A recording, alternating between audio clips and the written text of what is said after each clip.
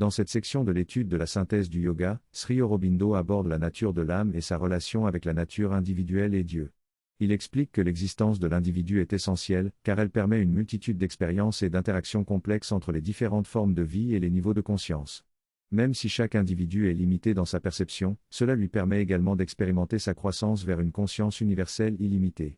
La diversité des perspectives et des expériences est une richesse qui nourrit le cheminement spirituel de chacun et permet un éventuel épanouissement collectif.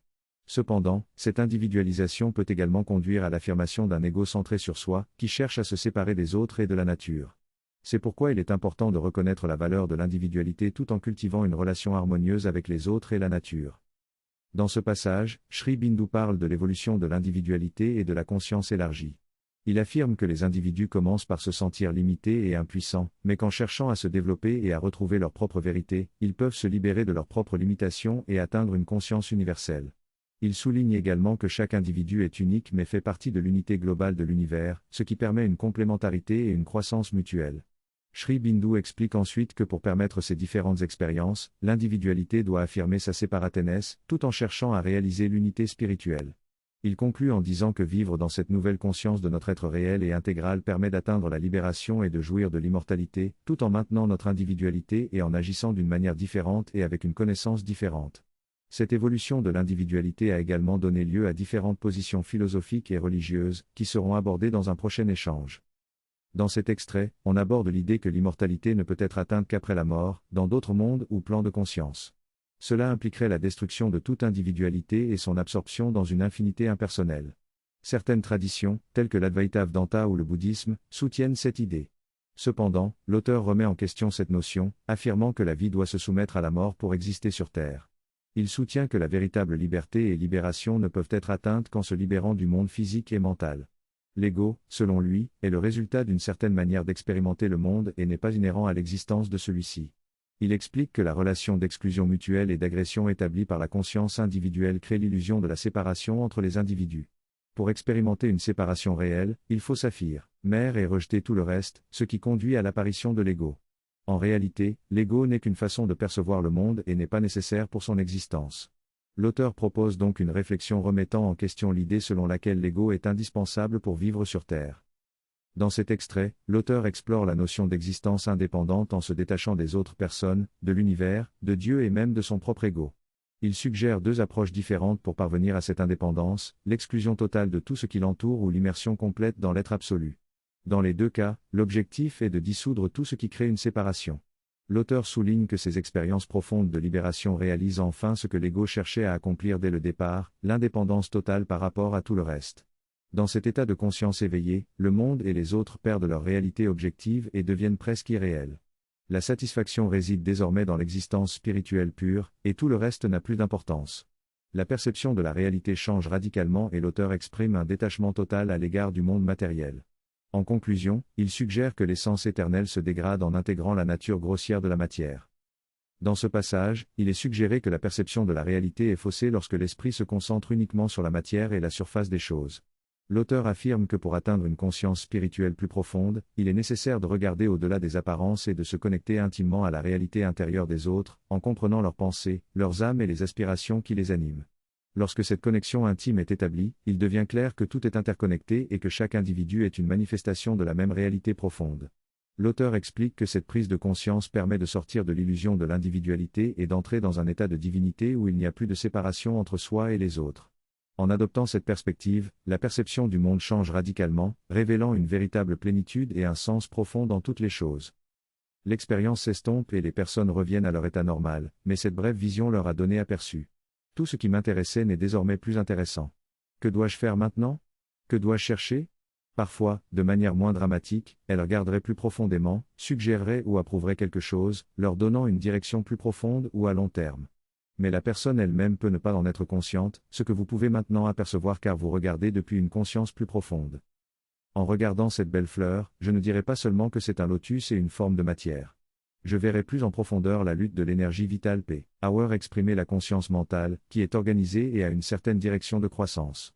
Je verrai également la présence psychique intime et profonde, dont cette fleur est une expression spéciale. En voyant tout cela, je ne la considérerai plus comme insignifiante. Quelque chose d'autre se produirait. Je verrai alors le véritable être en eux. Nous les verrions comme des parties de nous-mêmes et non comme de simples noms et formes.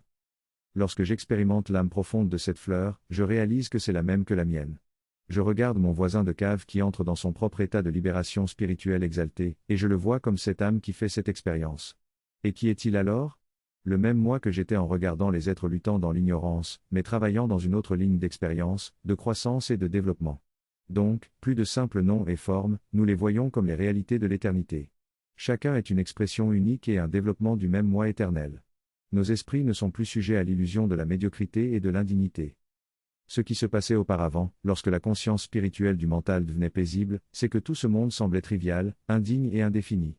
L'illusion de l'irréalité régnait, et ce monde était comme une éphémère ondulation de surface sur la vague de l'océan. Maintenant, nous sommes libérés et les vagues sont sans importance. Dans un océan infiniment profond, à quel point sont épaisses les vagues ? Infinitésimalement petites comparées à l'infini, donc pratiquement irréelles ou inexistantes. Cela ne se produit pas non plus, car nous réalisons maintenant qu'il s'agit des vagues de la même réalité éternelle que moi. Maintenant, quelque chose d'extraordinaire se produit. Si j'ai vu la forme matérielle du lotus comme expression de cette vie profonde, de cette âme, de ce moi supérieur, chaque corps humain que j'avais auparavant trivialisé comme simple nom et forme, devient à présent une expression de ce même moi. La vie matérielle acquiert une valeur de plus en plus grande, même plus précieuse, explique-t-il. La vieille valeur absorbante de la vie matérielle est perdue, celle qui considère le lotus comme une simple source d'argent ou un objet d'art. Maintenant, nous voyons la valeur supérieure qu'elle a pour le divin Purusha, qui la considère comme ayant une valeur subordonnée par rapport au terme supérieur de l'esprit et de l'âme. Par cette diminution, la valeur de la vie matérielle augmente. Dans ce texte, l'auteur explique que certaines traditions spirituelles considèrent le monde matériel comme une source de souffrance ou d'ignorance, une sorte de obscurité à rejeter. Dans cet état de conscience libérée, la matière est considérée comme quelque chose à éviter, car elle coupe le lien avec la conscience divine. Cependant, l'auteur propose une autre perspective. Il expose que la matière n'est qu'une valeur subordonnée par rapport au plan supérieur de l'esprit et de la conscience. Ces plans intermédiaires constituent un continuum, où la matière occupe une position inférieure mais garde sa valeur en relation avec les niveaux supérieurs. Il explique également que notre être matériel, notre vie matérielle et notre nature matérielle sont tous des expressions d'une seule réalité, le Purusha, en relation avec la Prakruti. Le véritable but et l'importance de ces aspects matériels ne peuvent être appréciés que lorsqu'ils sont vus comme dépendants de plans supérieurs. Par l'union consciente avec ces plans supérieurs, ils peuvent réaliser pleinement leurs tendances et leurs objectifs. L'auteur utilise l'analogie du spectre lumineux pour illustrer cela, soulignant que la matière est simplement une partie d'un spectre complet et que comprendre cela nécessite de connaître notre relation avec tout ce qui le soutient. En fin de compte, l'auteur suggère que les aspects plus élevés de l'esprit et de la conscience, tels que les idées et les idéaux, donnent une valeur supérieure à la personne et à son corps physique. Dans cette synthèse, l'auteur explique que la valeur de la vie humaine réside dans l'esprit conscient qui l'habite. La matière elle-même n'a de valeur que dans sa relation avec des réalités supérieures. Lorsque le matériel s'unit consciemment à ces réalités supérieures, toutes les tendances et objectifs de la forme matérielle et de la vie peuvent être réalisés. De plus, les réalités supérieures elles-mêmes peuvent être accomplies lorsqu'elles s'unissent à la matière. Ainsi, la matière devient un champ où toutes ces réalités et expériences supérieures peuvent trouver leur accomplissement. L'auteur souligne également que l'existence humaine se déroule entre trois termes, Dieu, soi-même et le monde, et que ces termes ne sont pas en opposition les uns avec les autres, mais sont intimement liés. Il conclut en disant que cette connaissance intégrale libère et comble notre existence tout entière. Dans cette réflexion, il est expliqué que notre perception du monde a évolué.